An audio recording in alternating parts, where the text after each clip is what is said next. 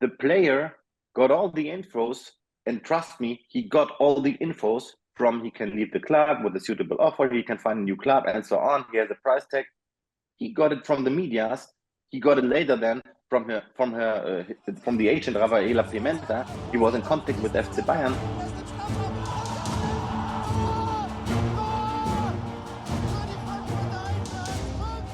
Hi and welcome to the Fussball Channel. I'm your host Markus and as always joined by co-host Jan Fjørtoft, and we have a special guest today. We are delighted to welcome Florian Plettenberg onto the show.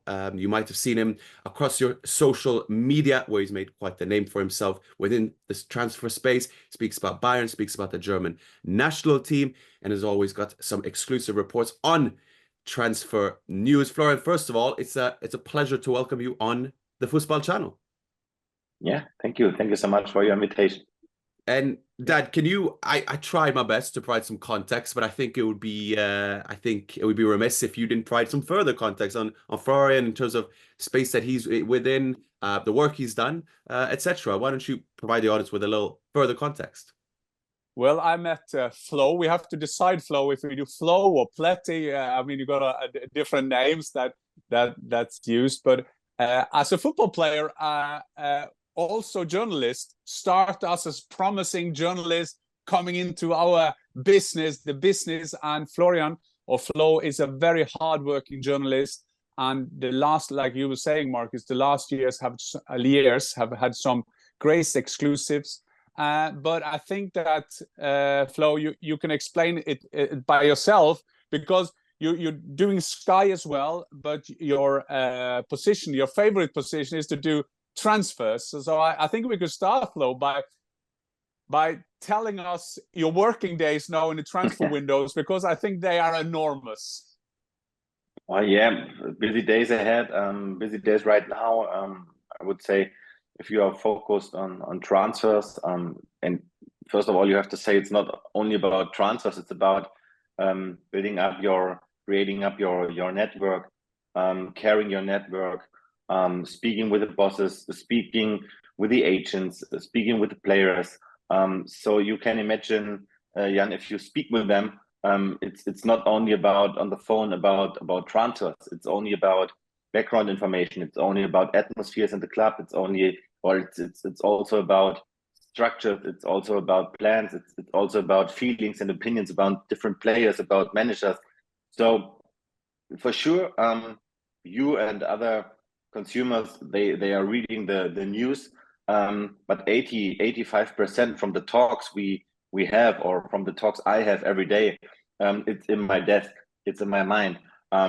It helps me to create estimations for my job as a Sky reporter, as a Sky moderator, in terms of covering Bayern, in terms of covering the German national team, in terms of doing interviews on the pitch. So for sure, I'm focused on transfer things, but as I said, the rest is also very important. Yeah, and I'm covering Bayern, Germany, transfer things, and I'm focused on FC Bayern especially, and then the Bundesliga. But as you know, lot of people change their jobs, so it's also possible to get some good exclusives from other clubs abroad. If I just may, Markus, before you start with your questions, I think that is a very valid point, as Flo is saying there, because the currency of a journalist is credibility. So you're building up your credibility through every one-to-one situation, telephones, or you have stories that they will kind of understand is big, and they're thinking, wow, who are you been talking to? And then you're building up your respect in this business, and that's what X, former Twitter, is good at. And as Flo is saying as well, with Sky, they're doing their program there, a great program there that we're sitting discussing all the things, and Sky Germany, that I've been happy to work for some periods, is very professional in that terms. So over to you, Markus. Well, I mean, we have a lot to discuss, dissect. I guess where I would want to start, whether we start broader and narrow ourselves in, but obviously with especially the two clubs that we have in mind here, we have Bayern Munich and we have Manchester United, both that have found themselves under new leadership, so to speak, from a sporting perspective, from a technical perspective. Flora, starting with you, we obviously had Christoph Freund coming in, then Max Eberl coming in, and we always have Ernest and Rummenigge in the background as well, of course. But going into this transfer window for Bayern's sake, with the context of last season in which they lost out on the title, in which there has been the talk of a renewal, of a new guard coming in, so to speak, would you mind providing some context in terms of where Bayern's transfer strategy is at the moment? What's their approach to their team, to their rebuild? Yeah, starting there, I guess. Very difficult question in very early morning. Just go straight on, exactly. Wake you up. Yeah, that's good. That's good. First of all, let me do some little piece of advertising, because it's not only about Bayern and the German national team. I'm only focused right now in these days on our transfer update show, the biggest transfer show in Germany, every day right now from Monday until Friday, until the deadline day on August 30th. So we'll touch link. Yeah, that would be great for our transfer update show.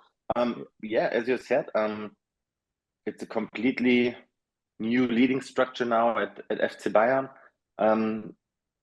Difficult times for the club, challenging times for the club as well. You asked me what kind of philosophy they have. Honestly, for me, it's difficult to tell you. For me, it's difficult to answer that, because I cannot see a clear picture.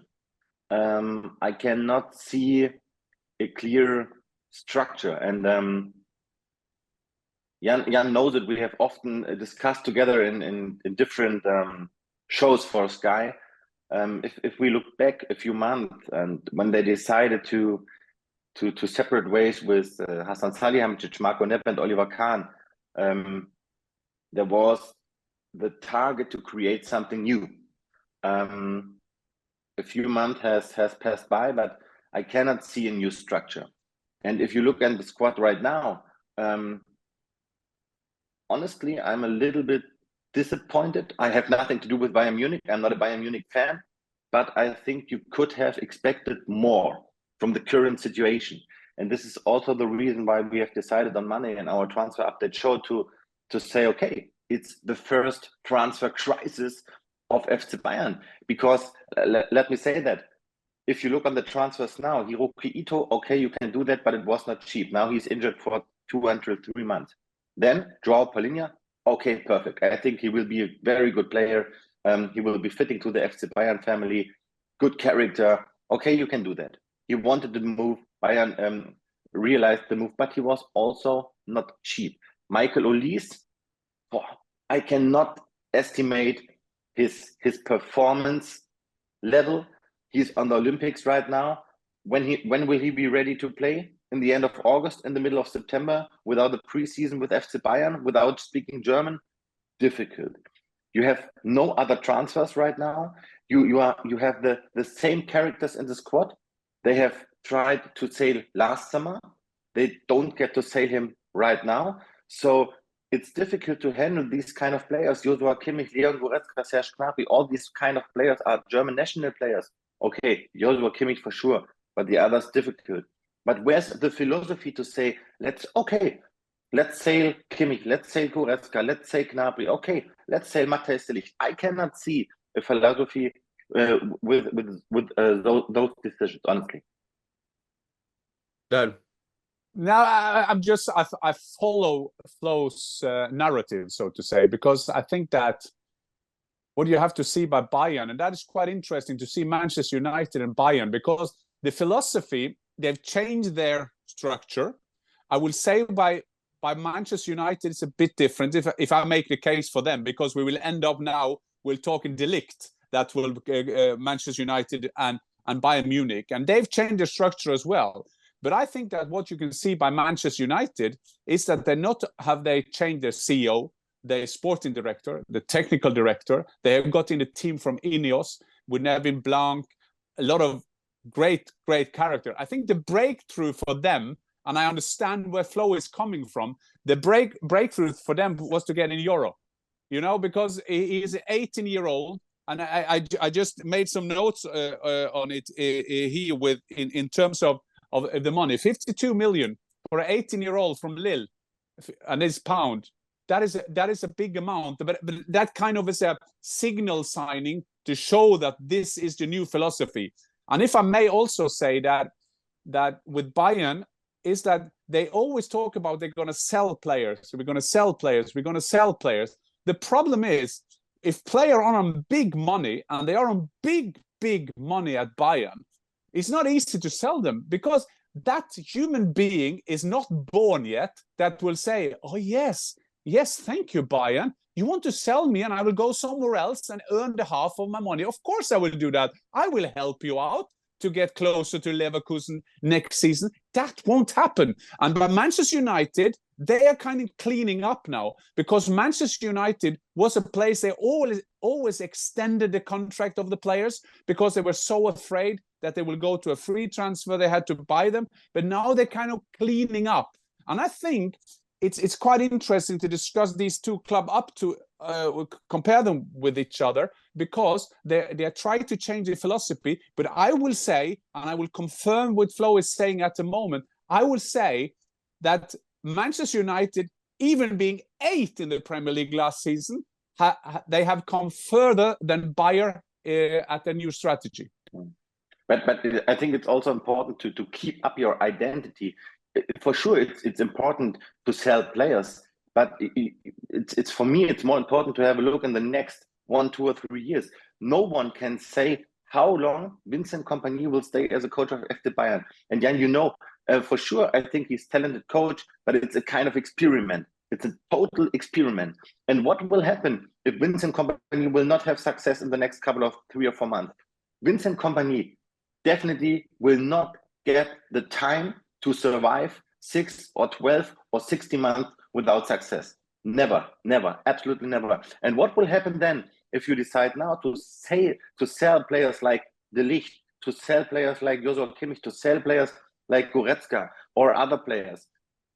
I cannot see a strategy behind that, because if you look in the next summer, Thomas Müller will definitely retire. Future of Manuel Neuer is open. So if you look at the FC Bayern squad right now, there are not so many players whom the fans can identify with. Joshua Kimmich, okay, he's a stressful player, he's a stressing player. I don't know if you can say that verb, but he's a kind of player the fans can handle it.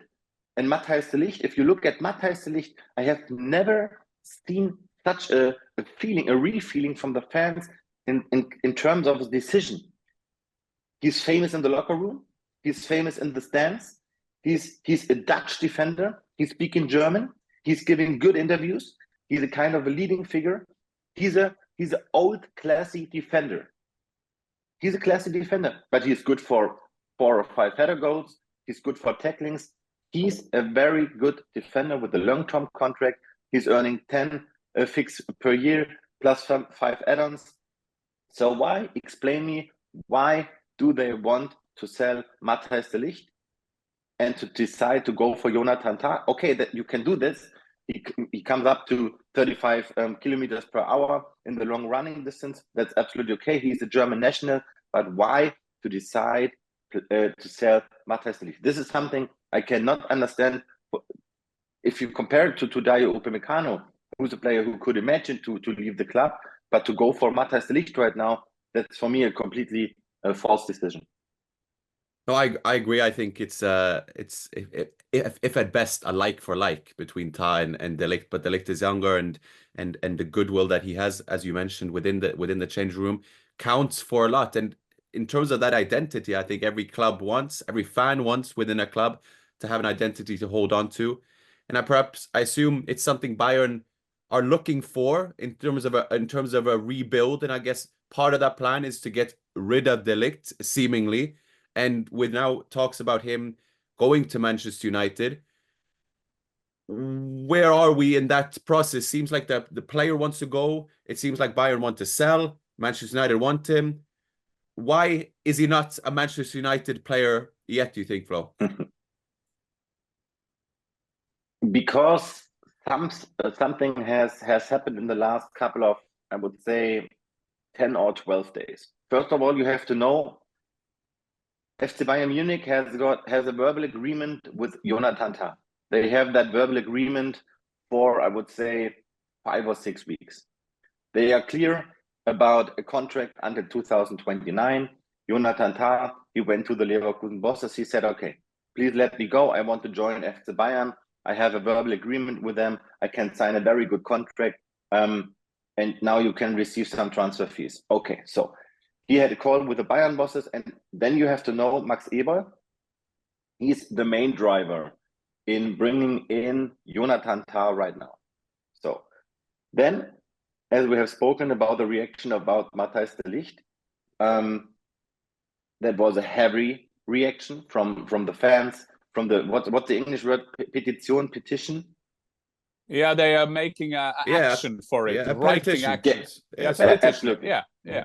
Absolutely. Then Bayern Munich got the feeling, oh, Leverkusen, they don't want to sell Jonathan Tah, and we don't have a chance to get him for around 20-25 million euro all in with 1 year left on his contract. Then Bayern Munich, some other bosses put the other bosses like Max Eberl and Christoph Freund under pressure, and they said, okay, we have a price, and this is also the price set by Max Eberl, 50 million for Matthijs de Ligt with add-ons. Right now, there's something very, very important what happened on the transfer market this summer. It's not, and it's no longer a buyer market. We have the situation right now, it's a sale market. What do I want to say with that? We have only 8 or 9 teams right now in the global market who are able to spend money, big money for big players. And this has completely changed. The market in Saudi Arabia or in Qatar, they don't clean other teams like Chelsea or Man United or Bayern Munich right now this summer. So they all have the problems. In Italy, we have a new tax structure. We have a new completely financial fair play situation in the Premier League. We have only 2 or 3 teams in the Bundesliga who can spend money. The Italian market is completely dead. Without AS Roma this season, or maybe Inter, maybe AC, the Spanish market is completely dead.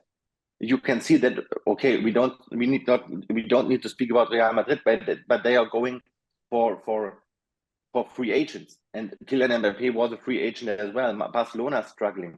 So what I want to say, it's not so easy to spend 50 million plus add-ons for Manchester United, for a club like Manchester United. So Bayern Munich, to go back to Jonathan Tah, they say right now, oh, maybe it's not so good to push for Jonathan Tah right now. We have to be clear with the 50 million add-ons for Matthijs de Ligt. So this is not an amount Manchester United can say, okay, we pay that, no problem. So Manchester United won't pay that 50 million add-ons for Matthijs de Ligt.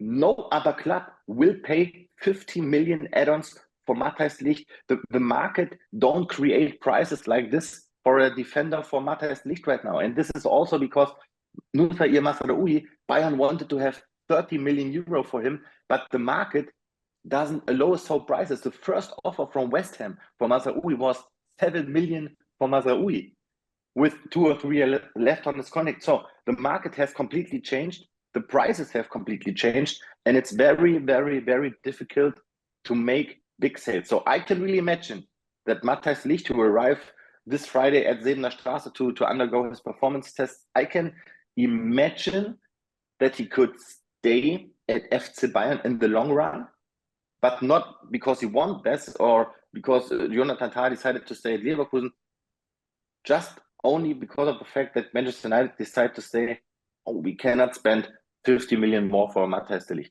That could be the fact, but let's see. 4 weeks ahead. I think it's interesting, the analysis, and I think it's very interesting and very knowledgeable, Flo, to what you're saying. And you are, of course, right, because, you know, with the new rules in the Premier League will at least last another season when they will try to kind of adjust it, because the big clubs in England getting frustrated that they can't put money into their business, and that's the only business in the world where you can't put money into your business if you want to do that.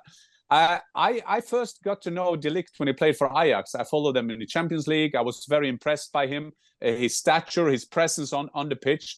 So, but there was a rumor. I'm saying there was a rumor, but it was actually the way Manchester United was done at that time. He was first linked to Manchester United. Then Manchester United said, apparently, I say apparently, they said that we have seen his father, and his father is so heavy, he is so big, that we are afraid that this player will turn into a too big player. And I'm not saying fat because I'm polite. And that just shows you the change in the Manchester United structure as well, because they could have had him earlier when he went from Ajax to Juventus. Having said that, I follow Flo 100%. I don't understand why Bayern Munich want to sell De Ligt.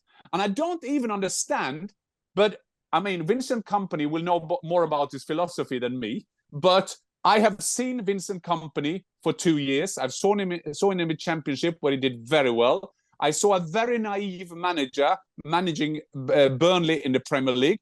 He's a great character, a great guy, but he will then say, I think that Upamecano fits more to my style than De Ligt.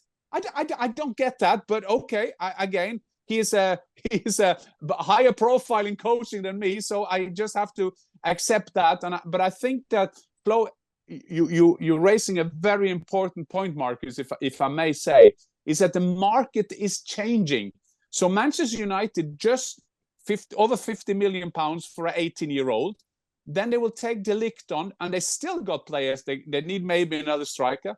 Maybe they need a defensive player in midfield, and they have to sell players as well. And they will have the same problem at Bayern, because Mark Ogden, my colleague at ESPN, he made a good article saying they want to get out Lindelöf, McTominay, and maybe Casemiro, and so on and so on. But it's hard to sell them because the buying clubs have to raise money. And the money is not there, because you saw by Everton, you saw by Nottingham Forest that they will be punished if they don't follow the rules. So it's a quite interesting transfer window, this. And one small detail, Markus, sorry. If you one more small important detail from Matthijs de Ligt, and I know Matthijs, as I can know him as a reporter and a moderator, or as a Bayern Munich reporter, I would say I know him well. The situation was like, he was starting with the Euros. Bayern was sitting on the table, building up their strategy. And then we had the exclusive news in our transfer update show. Okay, Matthijs de Ligt can leave the club with a suitable offer. We have mentioned that first in our show. No one was believing it. And everyone was asking themselves, why? Why can he leave the club? So you cannot explain it like he's often injured, because he's not. Matthijs de Ligt is not often injured. He has missed, I think, 40 or 50 matches. This is not quite much for a player who's in the club since for 2.5 years. So what happened then? Matthijs de Ligt, he was starting at the Euros with the Netherlands, and he has not have a clue about the fact that he can leave the club. So he was going to the Euros, and he had the idea to coming back, starting under Vincent Kompany. So the player got all the infos, and trust me, he got all the infos from he can leave the club with a suitable offer, he can find a new club, and so on. He has a price tag. He got it from the medias. He got it later then from the agent Rafaela Pimenta. He was in contact with FC Bayern. So all these things have happened in the last couple of weeks when he was not in Munich, when he was not with Bayern Munich. So what happened? You cannot say, okay, let's sell a player. You have to have a club for him, because right now the exactly thing has happened with Leon Goretzka last year, when Thomas Tuchel decided, okay, Leon Goretzka can go. In the end, he was playing 30-40 games for FC Bayern last season. So Matthijs de Ligt right now, top professional, top mentality. He is at FC Bayern, but in the last couple of 2 weeks, he said, okay, you don't want me to have, okay, then I go to Manchester United. He has created a verbal agreement with Manchester United, contract until 2029 +1 maybe. And right now it's a completely shit situation for Matthijs de Ligt, because he doesn't know Will I play for Manchester United in the next couple of weeks, or will I go as a new Bayern player? So this is the situation Bayern has created, and this has nothing for me to do with the strategy. But and on that note, and you guys will know this better than I will, than most of the listeners in that regard. But my impression would be that when Christoph Freund came in, Max Eberl came in, it was a signal of the new direction Bayern were heading in. It looked like now we're really making more concrete our strategy in terms of how we approach our transfer, in terms of our recruitment, in terms of a squad build. And when I listen to this, I'm a bit taken aback by the lack of a strategy, the lack of a coherent plan as such. Where I know it's an open-ended question. It's probably one that can't be answered in full. But why is that the case? I thought it would be, quote unquote, better than it is now. In Germany, you go, Flo.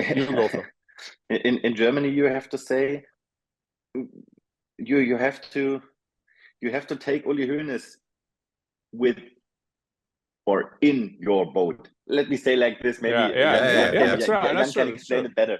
And this is something what doesn't happen right now. And now we have to compare between background information and the public statements. You only have to look on the public statements recently Uli Hoeneß has given. In what was really important or whatever. And when you look at the quotes of Uli Hoeneß, and he's still a kind of super boss.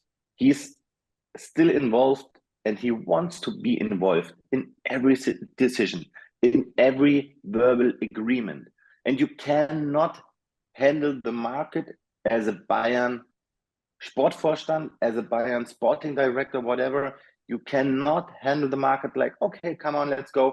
Let me put some verbal agreements in the market. Markus, for example, the Eintracht Frankfurt boss, his strategy is to put out some offers in the market, 5 or 6 offers for a striker to control the market, to put some verbal agreements, to put some verbal offers in the market. But this is a completely other leading structure if you compare it to FC Bayern. So this is something I can imagine Uli Hoeneß doesn't like. And the same situation with Désiré Doué. For sure, Bayern Munich have to prepare the transfer, and Bayern Munich is doing good. Max Eberl has a philosophy with Désiré Doué. I can understand that philosophy, talented winger, French talent. But what has happened? He's absolutely too expensive. That's not a 55 or 60 million euro player at this stage. Maybe in a few years, but not right now. And I have the feeling he wants to go to Paris, but you can see right now the problem is, I think there was a lack of communication also within the club. So Max Eberl has prepared that transfer and Christoph Freund together with a strategy, but they cannot finalize the deal because they have built up the agreement, they have led the negotiations without the support, the total support of the supervisory board, and without the support of Uli Hoeneß. So right now they have to play on time because they need attacking sales, but they don't have these sales. And what is quite interesting, and we've talked about that a lot at the Fussball Channel, is that Bayern is a very special club, quote, quote, special club, because their strength is sometimes also their weaknesses, because this has been a club that's been run by former footballers, which create an identity which is fantastic. Uli Hoeneß has been there since he was 27, end of the 70s. This is his club. We have to say it honestly. Forget 50+1. This is 100+0. This is Uli Hoeneß club. Fine, they do it that way, but the problem is when you then bring in new people, it's hard in this market because you have to be very, very professional. Think of how, to just confirm what Flo is saying. Imagine you are the Ligt. You are with your teammates in the Netherlands. You're playing and preparing yourself for the Euros, and then suddenly some journalists tell you the club want to sell you.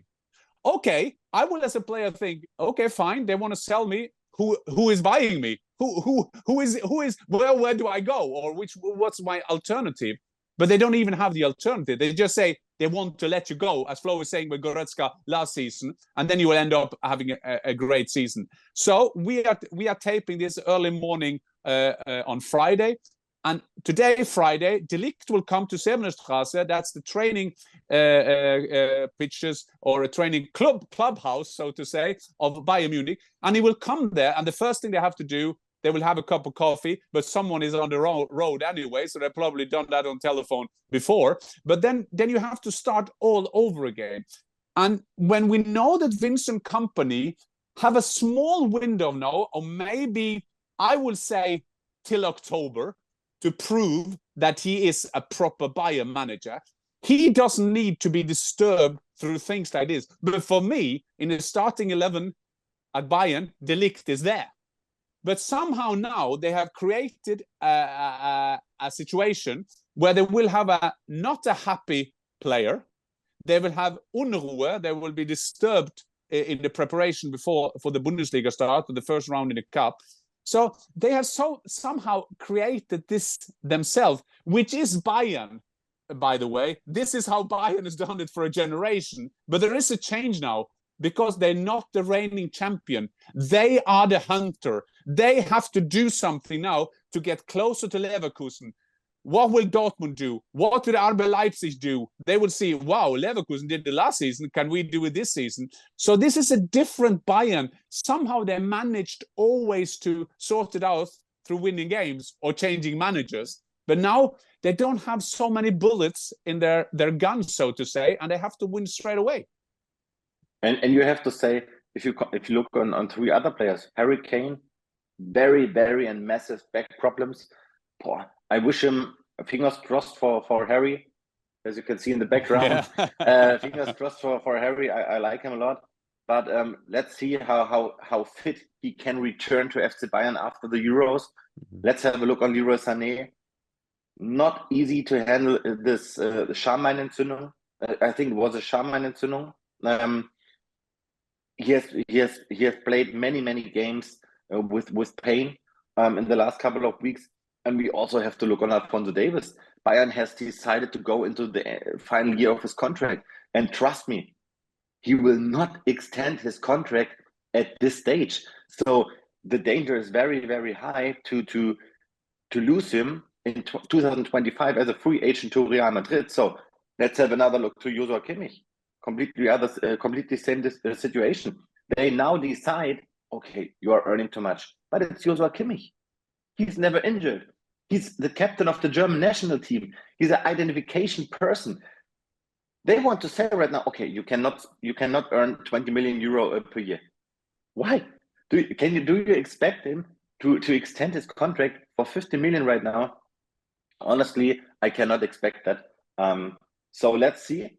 And you see, these are all players from the current squad, and we don't speak about other transfers. For my personal opinion, Leverkusen and Dortmund, I think they are ahead in this transfer window, and they are ahead with their current squad.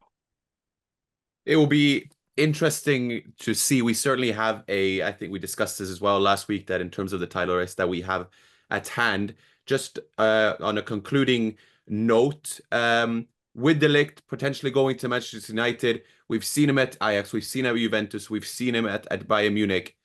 What sort of player can people expect from him? What's the verdict on him as a player, what he can bring, and maybe an overall assessment of his last couple of seasons at Bayern as well, because there will be some, ever since he led that Ajax team as a captain to the semifinals as a 19-year-old, there's been a lot of talk of him. But what would the assessment be of a player like this, and what he could potentially bring to a place like Manchester United? Markus, which player? I didn't understand the player. De Ligt. I think if Manchester United would get Matthijs de Ligt, I would say it's a very good fitting for Manchester United, for the Premier League.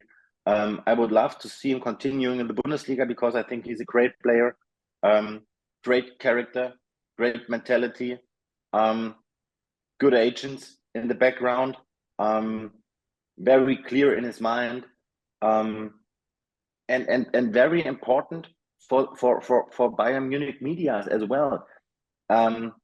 Let's see what will happen next year if Thomas Müller is no longer at FC Bayern. You need the players who can handle a negative situation, who can find the right words. And Matthijs de Ligt is a player who always given statements after the matches, not only in good situations, also in bad situations.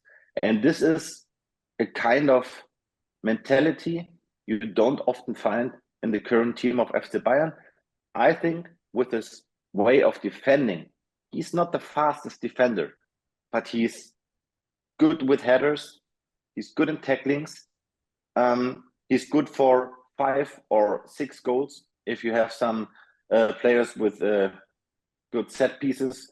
I think he's a very, he would be a perfect transfer for Manchester United, especially because Erik Ten Hag knows him very well. I think, Markus, that the main thing, Euro 18, he's going to be out for 2-3 months. I mean, that is an influence as well. The young kid have been unlucky there. Manchester United, also Rashford limping off the last friendly game of theirs.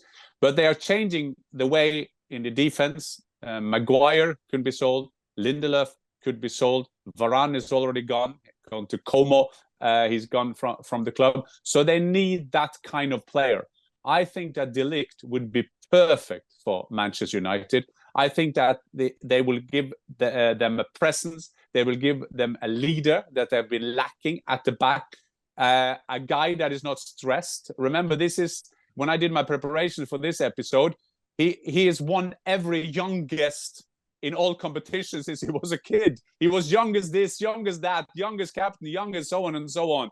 And I'm with Flo in the terms of don't underestimate the personality of players. If you get that kind of player in, you will love that. And with a new setup at Manchester United, with the team of Ineos, with the new CEO, the sporting director and technical director, they have done their homework. And they have defined De Ligt as being the player, the personality, the leader that we need to create a new Manchester United, because Manchester United need to bounce back. So Manchester United will be desperate to get this player, but they won't be, as Flo was saying at the beginning of this show, they won't be so desperate that they will take all the money they've got in their pocket, because then they will just wait. And so I think I want to thank you, Flo, for being so open and honest about this situation. It's very interesting to listen to your insight. I know that you know the stuff you are doing. So this De Ligt thing is to be continued. And when we are publishing this, there maybe will be some photos. You'll probably be with your camera looking at his car going into the Sevenerstrasse, and we will see what will going on. But I don't expect a quick decision, because there are things to sort out, even if you're going to stay at Bayern. Flo, if you can conclude on that. Sorry, Markus, before I go back to you. No, that's we would love for Flo to have the last word as such. Let's see. We have 4 weeks ahead in the transfer window. The CEO Dresen, he said in South Korea a few hours ago, something more will happen. Well, I have often heard that from Bayern Munich bosses in the last couple of years. Very often nothing has happened. So we can speak left, we can speak right, we can speak about everything we want. First of all, the club has to make some sales. So let's see what will happen with Mazraoui in the next couple of days. It was very important to reach the verbal agreement right now between Van Bissaka and West Ham. I think Mazraoui will join Manchester United very soon. I think he will join Manchester United in the next couple of 7 or 10 days. So let's see what Manchester United will do after the Leni Euro situation. But I don't expect Leon Goretzka to go. I don't expect Serge Gnabry to go. Maybe Kingsley Coman. But I don't expect many more transfers for FC Bayern. Maybe Désiré Doué, because for my feeling and for my understanding, he wants to join FC Bayern over Paris. Well, but are these all possible surprises for the future and no immediate helps? Let's see. and maybe we have to speak again in 4 weeks, and we have to speak again about the Bayern Munich's transfer strategy. Yeah, I'm excited to see what will happen the next couple of days. As are we, as it shapes up towards the new season, as we are certainly looking forward to. Flo, it's been a pleasure, as always, and I'm sure we'll catch up again. But for the now, auf Wiedersehen. Auf Wiedersehen.